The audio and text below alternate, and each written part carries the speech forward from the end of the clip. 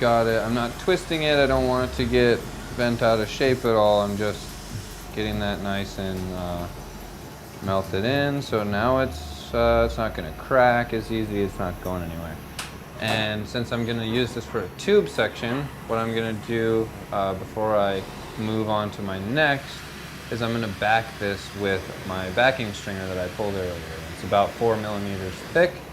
Adjust my flame. I'm going to go about a pencil's width on this flame. I want it still nice and sharp. And first I'm going to just like I did with my original, and I'm not melting this in all the way. I don't want to push my drawing around, so I'm going just down below my bottom black line, and I'm doing one coating. And be really careful that you're not heating your tube up. Your tube shouldn't glow at all, only the stringer, and keep moving. If you're in one spot too long, you're going to mess all your pattern up. So I'm going nice and quickly. The flame is hitting the stringer just above where it meets the tube. It's really not on the tube at all, and I'm going pretty fast. So I'm pushing down with my right hand, and I'm twisting with my left hand, twisting the tube away so that my spot where my stringer is always stays in the same spot in the flame. And I'm just doing a spiral, making sure that my coating is consistent and that it's touching it. You don't want to have any gaps in your backing. So for a tubing section, this is how I back it. For a flip disc or a flat section, I back it differently. And not every tube application I'm going to back it either. Sometimes I don't back it at all. So just for what I'm going to do with this, I like to have this nice black backing to it. And I go out past the ends, because when you flip it, you're gonna pull off everything, or pull off and cut off with shears everything that you don't want to make a nice clean edge. And so you want to give yourself a little room on the ends to clean the ends up, to weld it onto another section without messing up or melting or cutting your pattern away, because you don't want to mess up our nice pattern that we've now worked so hard to build. So I just want to welcome everybody. Am I good, Kev? So I just want to welcome everybody who's joining us from YouTube and who's coming to say hi to Sam Alderson.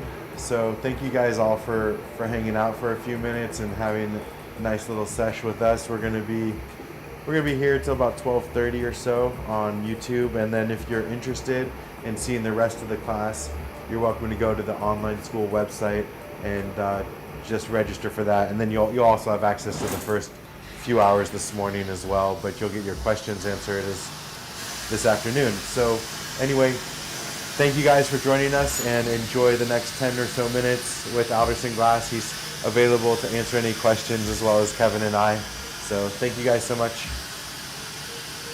Okay, so I've got my backing stringer laid down for this hollow tube application that I was asked to demonstrate. And so by a student here with us who has done some nice filicellos on his own and wanted to learn about stacking some hollow sections. So I'm happy to show you what I have come up with to answer some of those problems. So now I've got my backing on, I'm just melting it in. I really want to avoid twisting up my pattern section and keep it straight. So I'm going in one direction for a while. I'm switching directions of spin so that I don't start to twist my pattern around, and it'll pull it all out of line. I want it to keep the same shape that it has and be straight the way that I drew it all the way until the end. Because once it gets all twisted up, you can straighten it out up to a point, but if it gets too messed up, you're gonna have wasted your whole effort on making that nice pattern. So that's why in the beginning I talked about starting out with straight prep. You don't want any cranks in your blow tube. You don't want any lumps in your in your prep, because with this pattern section it has to stay symmetrical, and if you have an uneven crank here, then when you go to marver this or melt this or flip it or do anything to it, once you actually heat up your pattern section, if your blow tube is crooked, you'll be throwing your pattern section out of shape every turn that you do.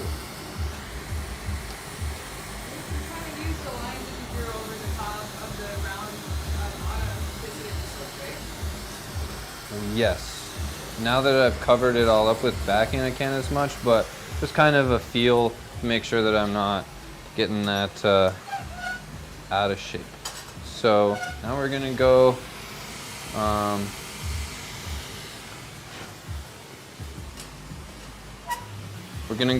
back and we're gonna start a new section that we will build this afternoon. So what I'm gonna do, for anybody who missed the first few minutes this morning, I noticed there was quite a few people who weren't signed up when I got started, is I've got my 26 millimeter tube and my 10 millimeter. I'm gonna weld these on right here.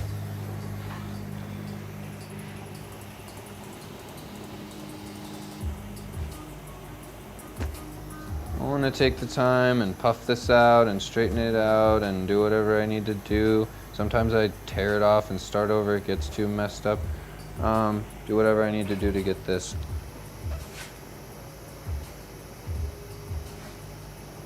nice and straight.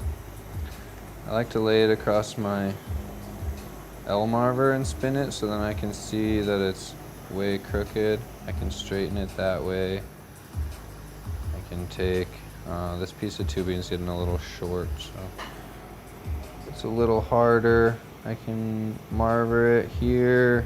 I can do anything I need to do to fix that up. So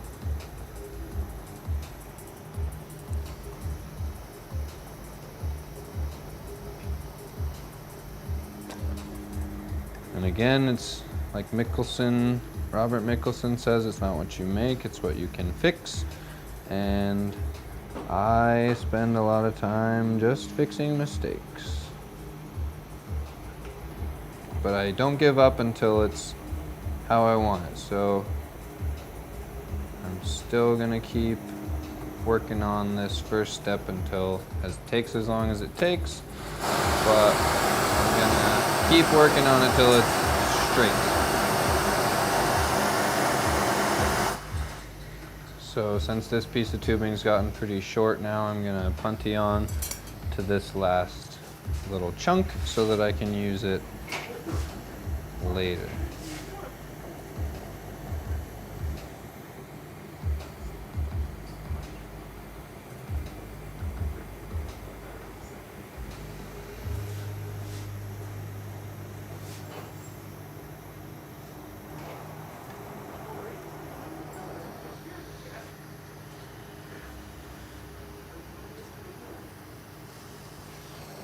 So I'm gonna tear off a piece that's about 3 inches long.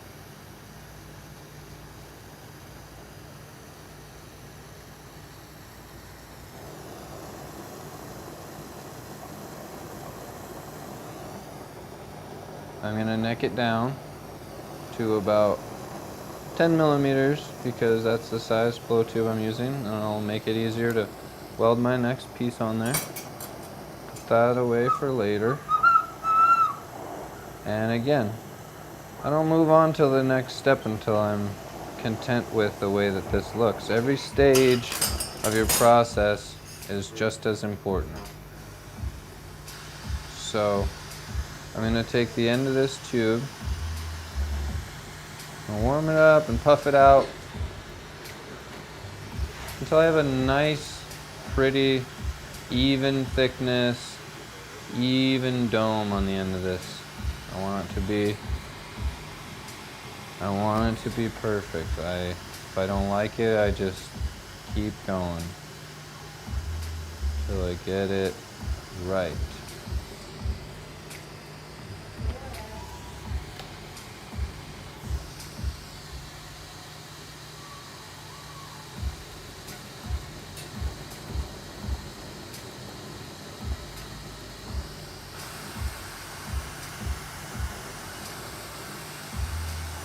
So now I'm ready to start with my lines again.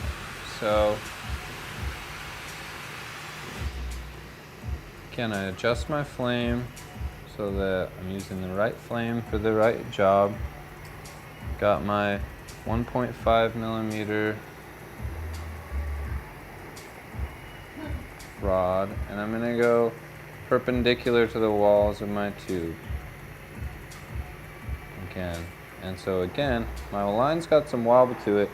Right here, I can try and straighten this out. I can coax it over with my graphite. I can push it a little. Since I'm just getting started, I really want to get this on here straight, because again, every stage of this is going to affect how it looks in the end. So you want to keep adjusting little adjustments as you go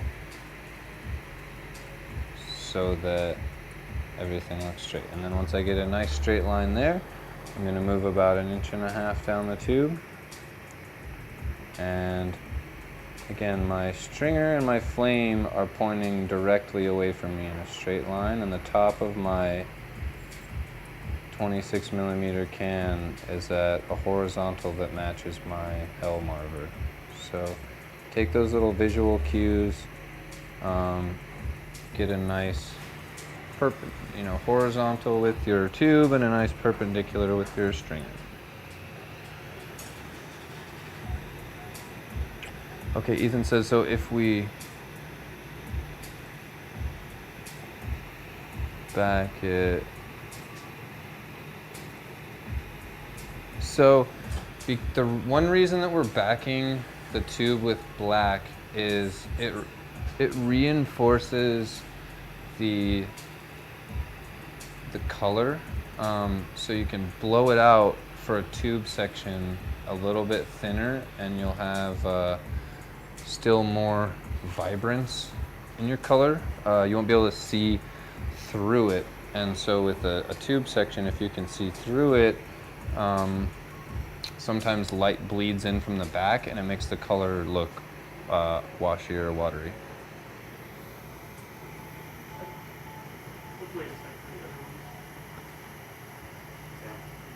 What's that? Okay, perfect.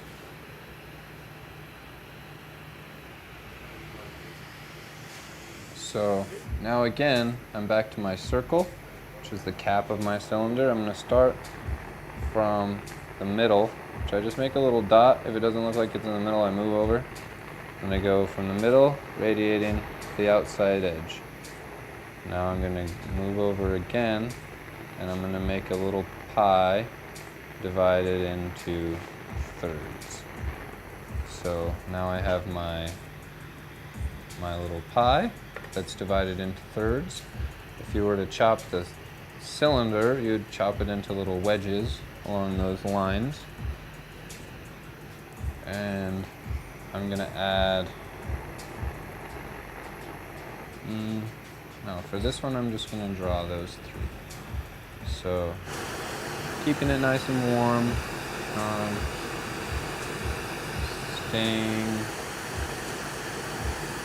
consistent temperature, keeping those lines from getting melted in, but also keeping them from cracking. So we're just staying right there in the middle. Now I'm going to start from, I'm going to make a mark corresponding again the bottom of each of those, my dividing lines, which divide the cylinder into thirds, corresponding mark at the bottom. So now I'll go from the top to the next dividing marker and its corresponding bottom.